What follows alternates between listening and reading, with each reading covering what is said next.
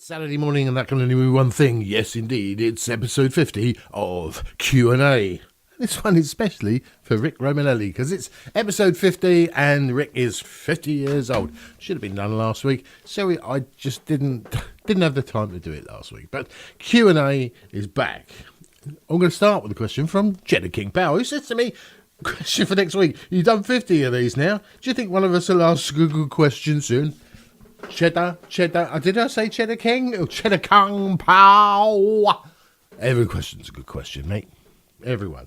Rick Romanelli, see, we're going to him. Happy 50th, mate.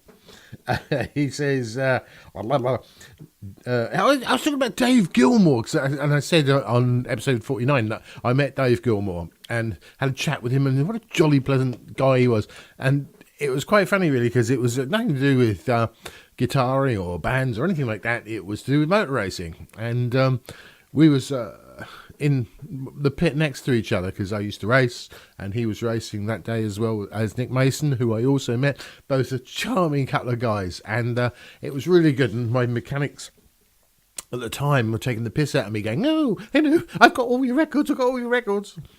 Thanks, guys. You know who you are. Yeah, that's how I met and spoke to them too.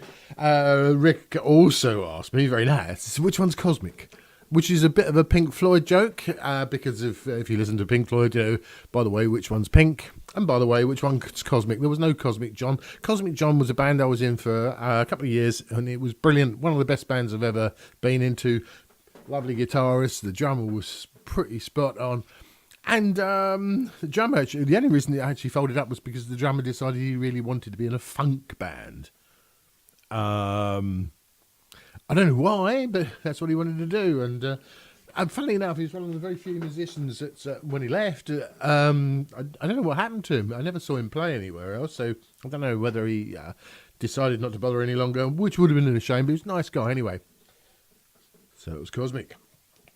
Bass Hiroshima Nick, he said, I had to look up Sheerness because I mentioned Sheerness in Kent and do some reading. Sounds like an interesting old town with a fascinating history. What was it like living there? Well, I didn't actually live there. I lived near there. It's on an island, and we call them swampies. And I know there's one particular swampy who's going to be watching this, and he'll say, and he's a Cosmic John man as well, yes. And I wonder if he's watching. Yeah, I won't say anything nasty about Sheerness. No, it's all right. I like Sheerness. We actually, I was with Motor West, and we did a gig on Sheerness on the back of a trailer in a park, and it was pouring hard with rain. It was windy. It was midsummer, and Sheerness is like that. And the only audience we had was a couple of seagulls. It wasn't a good day, but. That was Sheerness for it. He also asked, he said, he's seen my son play, and he said he handles a bass like he was born with it in his hands and sings well. So it brings me to a question for the next Q&A show. Did you teach him to play the bass, and how old was he when he started playing? I think he was about 11 or 12 when he first started playing bass. I did teach him a bit, but he soon sort of, I realised he really needed a proper shooter, and I found this guy called Jason Campbell, who is one of the best bassists like ever around. He's a fabulous guy, and he taught him, and he taught him real well. And Dan, my son, he does play well, plays far better than I do. But aren't your kids supposed to do better than you do? I think so.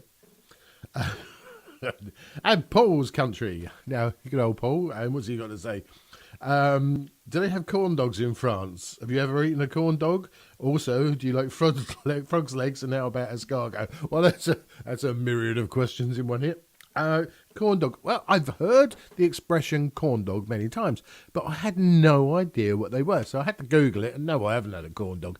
The nearest we do in England, not in France, they don't do this, which is a sausage, which is battered and then deep fried rather than coated in corn.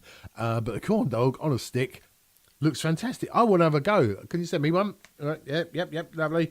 Frog's legs, never tried them, thanks very much. Escargot, I'm not keen. I've got to tell you, I'm not a snail person. I might move at a snail's pace sometimes, but I'm not a snail. I've tried them, don't like them. And funny enough, it was at a French friend's house, and they were all dished up. I thought, oh no, I bet you have to eat them, don't you? Your friends have invited, good enough to invite you out for dinner. Oh, and the grand Nicolas have the escargot. It is beautiful. And he doesn't speak a word. He didn't speak a word of French. It's Nicolas, mange l'escargot. I think is what he said. Oh, I've got a message.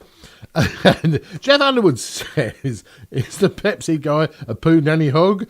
Or asked, would he share his harem? This was, I think I put on the other day, a song which we did. And I put the guy, Pepsi commercial on there. It sort of goes well. And it was kind of, there's a little bit more going on in my own head there of what that was all about. But he was a really nice man. Died last year, but an absolutely fabulous man.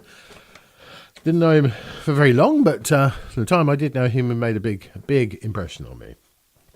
CJ99, 26 minutes ago. I nearly said CJ2926. He said, the weather's all gone up the creek where he lives. And he said, have you ever had a guitar that had a bad case of the knackers trying to do setup work? Been dealing with trying to get action lower on one of mine so it's not stuck on Gooch Street. Okay, right. Yes, I've had guitars that in the end you just want to throw away. I took it to a dealer in the end, and it was my Telecaster, which sits on the wall. You can't see it. You can't see it unless you can see it in the reflection of my shades. No. And that was a Telecaster, and I even took that in to be set up. And even they said, what a pile of sugar, because it's a Mexican one, but I think it's made out of balsa wood. It's so light. And I think that's where its trouble is. But so CJ99, yes, I've been there. I know exactly what it's. Big Bill, Ginger. I was talking about Cheeseman's, which was a department store in England, where my mum and dad met, and it was a bit like Grace Brothers. And Paul worked there as a lorry driver for a while, and so did Phil. Both worked there, funny enough. And they were out just being stupid all the time, and they had a great laugh delivering this stuff. But you got a bit of history here. Paul and I got each other into trouble at regular intervals, right? And both sets of parents looked at each other and said, it's your child that's causing this. And this went on for years. And Paul's trouble was Paul and I were just bad as each other. We were always getting each other into trouble and ourselves into trouble. And anyway, he said that he once had to go onto the shop floor. Now, if you watch Are You Being Served, where Mr. Harmon comes on the shop floor, woo, what are you doing on the shop floor, Mr. Harmon? Get off. But it was actually really like that. And but my mum saw Paul come onto the floor, and he said, he can still feel the cold ice feeling down my spine. I committed the cardinal sin and said hello to her.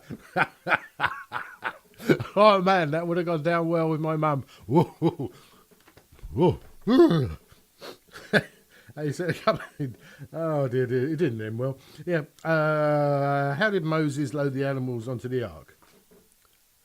Oh, I know, he wasn't really there, was he? He was too busy with Jesus, mate. And why don't cannibals eat clowns?